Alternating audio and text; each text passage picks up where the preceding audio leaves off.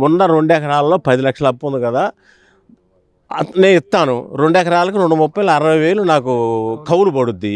భూమి ఏమో బ్యాంకులో పెట్టుకోవడానికి వీలు లేదు. ప్లాట్ అమ్ముకోవాలంటే ఎక్కడ చూపిస్తాడో తెలియదు, ఎక్కడ అది నాకు అమ్ముకునే హక్కు ఎప్పుడు వచ్చిద్దో నాకు తెలియదు. ఈ 10 లక్షల అప్పు వడ్డీ ఎంత? మీరు ఎప్పుడిస్తే నేను అప్పు తీర్చుకుంటాను? అది అట్టుంటే నారాయణ, నేను అందరితో మాట్లాడాను, మొత్తం ఇస్తామన్నారు అన్నాడు.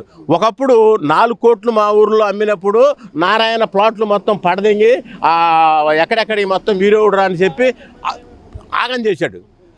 అప్పుడు డౌన్ అయింది. మళ్ళీ ఇప్పుడు కొద్దిగా ఈ మధ్య 3 కోట్లు 4, 3.5 అట్లా వచ్చేటప్పటికే నేను 6 సార్లు తీసుకుంటాను, 42 గ్రామాలు తీసుకుంటున్నాను, ఇంకేముందో అంతా మాది అన్నాడు. మళ్ళీ ఇప్పుడు మొన్నటిదాకా 1.5కి పోయింది. ఇప్పుడు అసలు ఆ నారాయణ అనేవాడిని ఈ ముగ్గురు కమిటీలో నుంచి అసలు తీసేయాలండి. అసలు ఉండకూడదు. వాడు నారాయణ వస్తున్నాడు అంటే పనిలో చేలో ఉండడు కూడా ఊరు వాడు అమ్మ ఎందుకు వస్తున్నాడు అంటున్నారు.